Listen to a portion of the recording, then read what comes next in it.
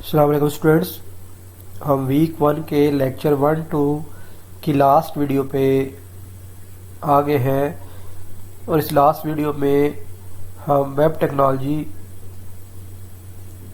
और web design and development का जो टॉपिक है HTML ओवरव्यू उससे स्टार्ट करेंगे। लास्ट वीडियो में हमने HTML स्टार्ट कर दी थी, तो HTML क्या है उसका ओवरव्यू ले लेते हैं। हाइपरटेक्स्ट मार्कअप लैंग्वेज मैंने बताया था कि हाइपरटेक्स्ट क्या होता है, रेफर करता है कि उन पेजेस को जिससे यूज़र एक डॉक्यूमेंट से दूसरे डॉक्यूमेंट पे चले जाते हैं, मीन्स हाइपर लिंक्स। ठीक है जी, हाइपरटेक्स्ट कहते हैं। मार्कअप लैंग्वेज ऐसी लैंग्वेज होती है जिसके थ्रू आप टेक्स्ट की फॉर्मेटिंग करते हैं, इंफॉर्मेशन की फॉर्मेटिंग करते हैं और ब्राउज़र को बताते हैं कि ब्राउज़र ने क्या करना है, उसने किस तरह से सिग्नल देना है कि इंफॉर्मेशन के साथ क्या कर दिया जाए। मीन्स मार्कअप लैंग्वेज जिसके थ्रू हम फॉर्मेटिंग करते हैं। तो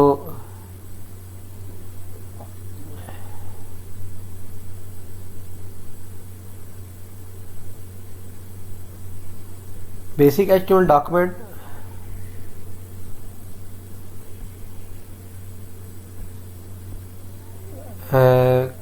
क्या होती है। बेसिक HTML डॉक्यूमेंट आपकी मुश्तमिल होती है, उसके दो टैग्स होते हैं। HTML डॉक्यूमेंट के दो हिस्से हैं, हेड और बॉडी। हेड के अंदर आप हेड के एलिमेंट्स डालते हैं और ये एलिमेंट्स जो हेड में होते हैं वो इसका ताल्लुक पेज की बैकएंड फंक्शनैलिटी से है। इसका रिजल्ट आपका बॉडी वाले इंफॉर्मेशन वाले पोर्शन पे नहीं आता। जैसे आपने टाइटल शो करना है तो ये टाइटल बार पे शो होता है। अगर आपने कोई CSS फाइल लिंक करनी है तो CSS फाइल लिंक हो जाएगी और ब्राउज़र को रेफरेंस मिल जाएगा कि जो बॉडी के ऊपर एलिमेंट हैं, बॉडी के अंदर एलिमेंट है, उनको स्टाइल कहाँ से देना है। अगर आप JS फाइल लिंक करते हैं या स्टाइल शीट लिखते हैं इंटरनल, तो उसका इफेक्ट जो कि बॉडी के एलिमेंट में होता है वो आ जाता है, लेकिन हेड के अंदर जो भी एलिमेंट होते हैं वो पेज के इंफॉर्मेशन वाले पोर्शन पे शो नहीं होते। तो बॉडी पोर्शन में क्या होता है, बॉडी पोर्शन में हम अपने वो सारा ये इंफॉर्मेशन का पोर्शन होता है जो यूज़र को नज़र आता है। इसके ऊपर यूज़र को हम information the form of text और टेक्स्ट की form paragraph, headings, bullets, heading list और टेबल की फॉर्म में देते हैं और दूसरे कंटेंट्स को यूज़ करते हैं for the information, images, sound और वीडियोस को। तो बॉडी के अंदर हम वो वाले एलिमेंट डालते हैं जो यूज़र को नज़र आते हैं।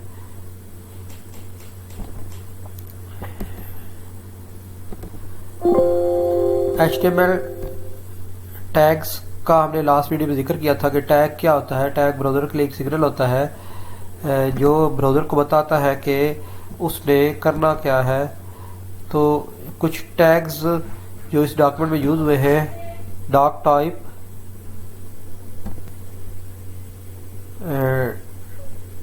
डॉक टाइप का जो टैग है उसमें हम वर्जन को डिफाइन करते हैं कि HTML का आप कौन सा वर्जन यूज़ कर रहे हैं। नॉर्मली आप HTML4 के जो भी टैग लिखते हैं उसके लिए डॉक्यूमेंट टैग की डॉक टाइप टैग लिखने की ज़रूरत नहीं होती। तो हम HTML5 का टैग्स के लिए जो कि डॉक्यूमेंट को बताता है ब्राउज़र को कि ही the browser should support the HTML5 elements, तो हम उसमें फिर डॉक टाइप के टैग के थ्रू हम बताते हैं कि उसकी डॉक्यूमेंट टाइप HTML है and browser should support that document elements. अब HTML का टैग ये जो है आपका रूट टैग होता है, मीन्स HTML की जो बताता है कि आप HTML डॉक्यूमेंट बना रहे हैं। HTML से स्टार्ट करते हैं। It's consist of two major tags, head and body. Head tag के अंदर आप टाइटल वगैरह लिखते हैं। मैं बता चुका हूँ कि उसके अंदर आप वो चीज़ें लिखते हैं जो कि जिसका बैकएंड फंक्शनैलिटी से ताल्लुक़ होता है। टाइटल टैग के अंदर आप टाइटल डिफाइन करते हैं जो कि टाइटल बार पे शो होता है टैब के ऊपर। बॉडी एलिमेंट के अंदर आप बॉडी के टैग लिखते हैं, हेड। H1 हेडिंग का टैग है और P पैराग्राफ का टैग है। तो ये ऊपर जो पेज लिखा था उसमें जो टैग यूज़ हुए थे उसकी डिस्क्रिप्शन थी। तो इसमें डॉक टाइप का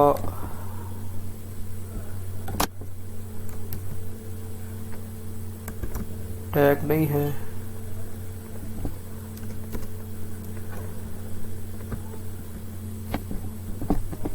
ठीक है जी।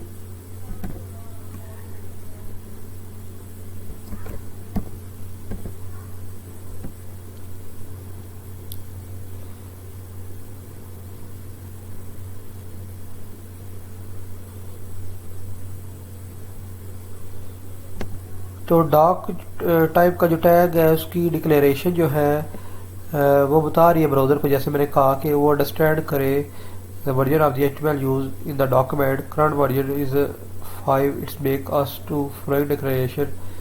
तो ये हमें HTML5 के लिए ये लिखना पड़ता है, HTML5 के एलिमेंट्स को ब्राउज़र ताकि सपोर्ट करे। अब HTML के बेसिक्स टैग की तरफ चलते हैं। हेडिंग के जो टैग्स हैं, हेडिंग के टैग्स 6 लेवल की हेडिंग होती है HTML में। लेवल 1 हेडिंग वो सबसे बड़ी हेडिंग होती है, लेवल 2 हेडिंग उससे कंपैरेटिवली छोटी, और लेवल 3 कंपैरेटिवली उससे छोटी।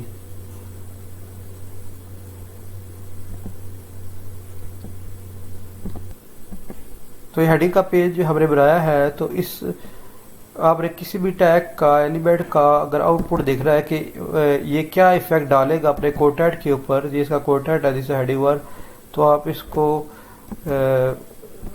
पेज बनाएंगे। तो पेज कैसे बनाते हैं, very easy way HTML page बनाने का। तो आपने सबसे पहले वेबसाइट का फोल्डर बनाना है। It's a very good way कि हम अपने प्रोफेशनल वे है कि हम अपनी सारी वेब का जो डाटा है वो ऑर्गेनाइज करके रखें। तो पहले आप ये वेबसाइट का फोल्डर बनाएंगे और तो वेबसाइट का पहले फोल्डर बनाएंगे। ठीक है, वेबसाइट के फोल्डर के अंदर हम वेब का डाटा ऑर्गेनाइज करेंगे। तो इमेजेस हम अलग रखेंगे फोल्डर में, इमेजेस का फोल्डर बना के जो भी हमारे वेब पेज पे डिस्प्ले होनी है। एक वेब पेजेस का फोल्डर बनाएंगे जिसके अंदर हम सारे अपने वेब डॉक्यूमेंट्स बनाएंगे। तो वेब डॉक्यूमेंट आप कैसे बनाएंगे, it's a very easy way. आपने टेक्स्ट डॉक्यूमेंट बनाई और इसको नाम दे दिया लेट्स से हेडिंग टेस्ट, और यहीं पे इसकी एक्सटेंशन आप चेंज कर दें ताकि आपको सेव एज के करके दो फाइलें बनाने तो समझ जाए। और आपकी 2 फाइल्स यहाँ पे नहीं होनी चाहिए, एक ही फाइल होनी चाहिए। टेक्स्ट फाइल अलग नहीं और HTML फाइल अलग नहीं होनी चाहिए। तो ये मैंने किया, तो ये देखें आपका वेब पेज बन गया। इस तरह से आप वेब पेज बना देंगे। इसको एडिट करना है तो इसको ओपन भी करेंगे। अगर आप नोटपैड प्लस प्लस इंस्टॉल किया हुआ है तो इसके अंदर इसे खोल लेंगे, नहीं तो हमने शुरू में नोटपैड यूज़ करना है ताकि हम इसे ओपन भी करना है नोटपैड में। तो नोटपैड ऐसा एडिटर है जो आपको आपकी गलतियां नहीं बताएगा, सिंटैक्स एरर नहीं बताएगा। तो हमने पहले खुद से अपनी गलतियां, अब सिंटैक्स एरर HTML लिखना सीखना है। देन हम नोटपैड प्लस प्लस या माइक्रोमीडिया ड्रीमवीवर तरह के एडिटर पे जाएंगे जो हमें काफ़ी हेल्प करते हैं। तो यहाँ पे जाके आप फिर अपना HTML लिखेंगे। कैसे लिखेंगे, HTML से स्टार्ट करेंगे और हेड अगर आपने लगाना है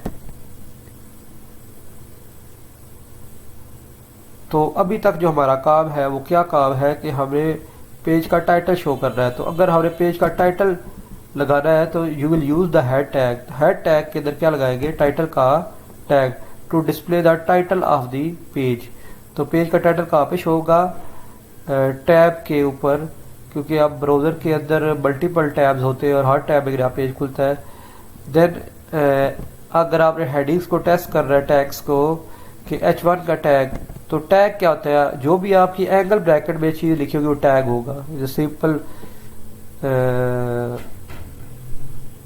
symbol to understand the tag which thing is tag on your document। तो जो भी इस एंगल ब्रैकेट्स के अंदर जो चीज़ होगी वो टैग होगा आपका। तो अगर मैं देख रहा है कि ये टैग क्या इफेक्ट डालेगा इसके ऊपर, ठीक है, तो आप H1 का टैग लगाएंगे और ब्राउज़र में से चेक करेंगे, फिर H2 का टैग लगा के, H3 का टैग लगा के, और ये जो टैग्स है ये इफेक्ट डाल रहे हैं किस पे, इन्फॉर्मेशन पे। तो जो भी इन्फॉर्मेशन है आपने पेज के ऊपर शो करनी है वो किस में लिखेंगे, बॉडी के टैग के अंदर। ठीक हो गया। तो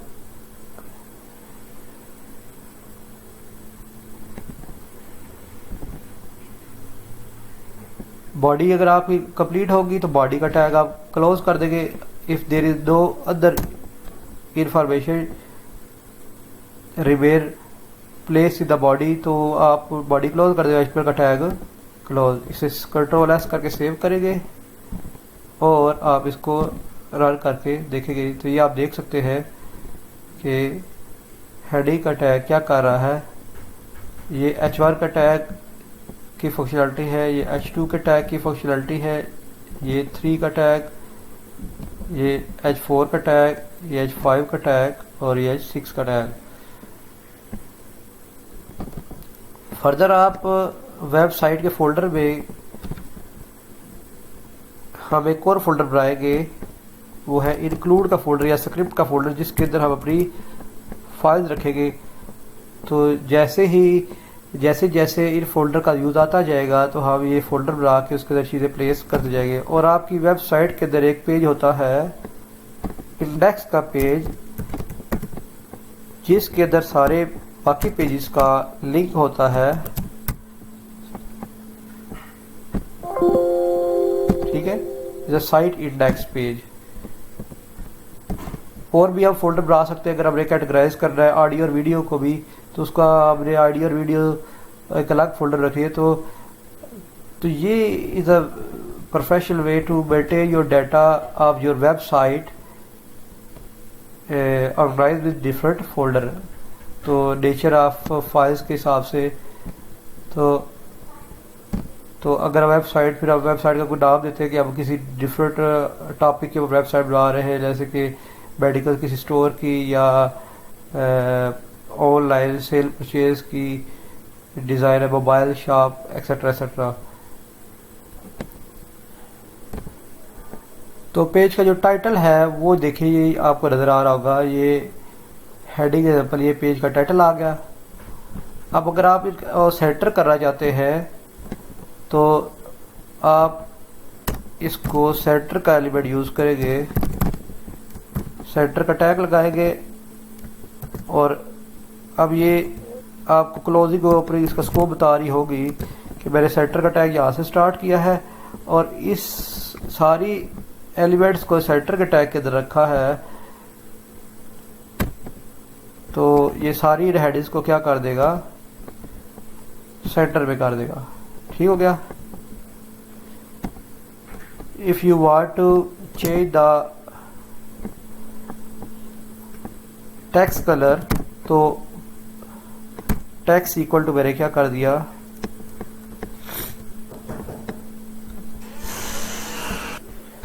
तो जिस तरह से एक एलिमेंट होता है तो यहाँ ये क्या आ गया, बॉडी का एलिमेंट है, एलिमेंट नेम, टैग नेम।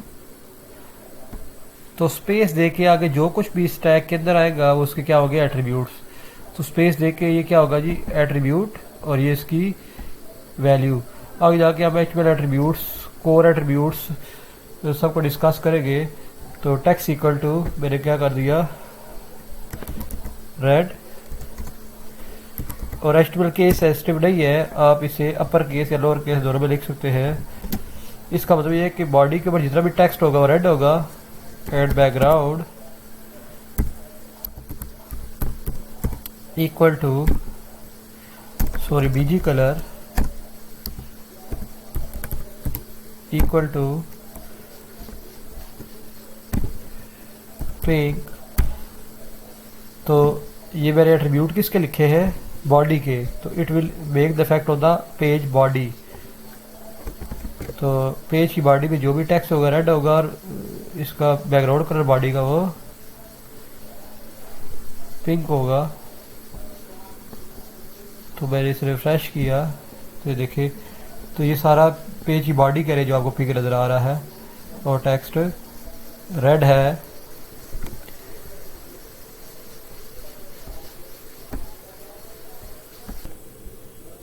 अब हम HTML के बेसिक टैग में दूसरे टैग पे चलते हैं, पैराग्राफ का टैग। अगर हमने अपने पेज को के ऊपर इंफॉर्मेशन को पैराग्राफ की शक्ल में लिखना है तो हम P का टैग यूज़ करेंगे पैराग्राफ का। तो it is a good practice कि आप यहाँ पे कंप्लीट पैराग्राफ डालें जो कि मल्टीपल लाइन पे मुश्किल हो। तो पैराग्राफ क्या होता है? Paragraph is a combination of sentences और एक सेंटेंस में वर्ड्स होते हैं and one word is combination of characters. Each sentence is separate by the dot. तो पैराग्राफ की शक्ल में शो करता है, हमारे सेंटेंसेस को फॉर्मेट करता है। तो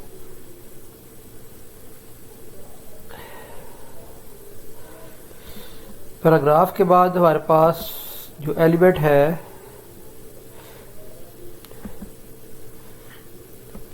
वो है लाइन ब्रेक का टैग। लाइन ब्रेक का टैग जहाँ पे भी आप यूज़ करेंगे ये पेज के ऊपर एक लाइन ब्रेक कर देगा। लेट्स से आपने यहाँ पे हेलो के बाद लिखा है BR का टैग, तो ये क्या करेगा कि हेलो के बाद एक लाइन ब्रेक कर देगा। तो ये आप देख सकते हैं कि हेलो के बाद ये लाइन ब्रेक कर दी और बाकी सारा इसके नीचे आ गया। तो ये लाइन ब्रेक का टैग हो गया। कंटेंट को सेंटर करने के लिए सेंटर का टैग मैं आपको बता चुका हूँ, हेडिंग को हमने सेंटर किया था। हॉरिजॉन्टल रूल, अगर आपने पेज के दरमियान में लाइन ड्रा करनी है तो आप HR का टैग यूज़ करेंगे। तो ये HR का टैग है, ये लाइन ड्रा कर रहा है। इसके फर्दर एट्रीब्यूट्स भी होते हैं HR के लाइन की विड्थ कितनी होगी, इसका साइज कितना होगा, ठीक है। तो ये HR का टैग क्या कर देगा, आपके पेज में एक लाइन ड्रा कर देगा, तो पहले पैराग्राफ और दूसरे पैराग्राफ के दरमियान लाइन। तो HR का टैग आप नॉर्मली यूज़ करते हैं सेपरेट करने के लिए इंफॉर्मेशन को एक से दूसरे से। तो ये एम्प्टी टैग है, सिंगुलर टैग है, और हम इसको सिंगुलर टैग को उसकी ओपनिंग और क्लोजिंग सेम ही होती है।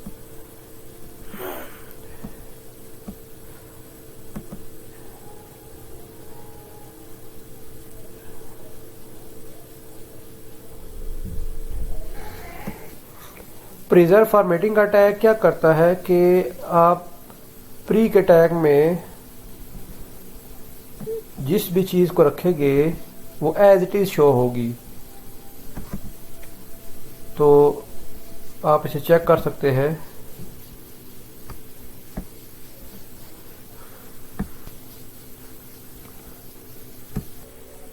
तो ज़रा प्री के टैग की फंक्शनलिटी देखते हैं। ये प्री के बगैर आप इसे चेक करें तो ये कैसे आउटपुट देगा। कंट्रोल S किया इसे और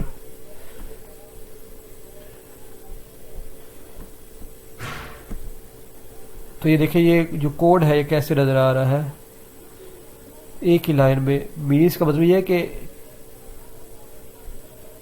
एडिटर पे आप टेक्स्ट जिस तरह से मर्जी लिखे, इसका मतलब ये नहीं है कि वो उसी तरह से ही शो होगा जिस तरह से आपने लिखा होगा।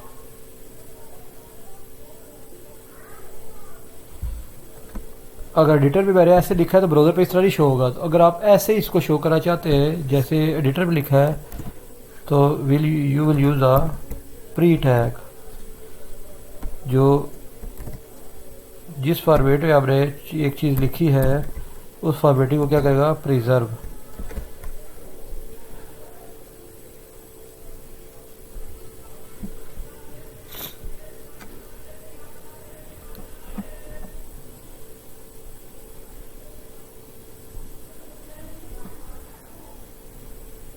इसके बाद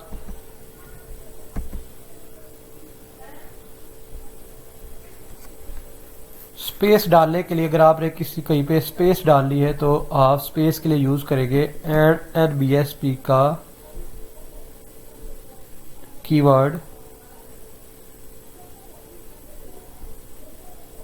तो जहां पे भी आप पेज में NBSP डालेंगे तो वो एक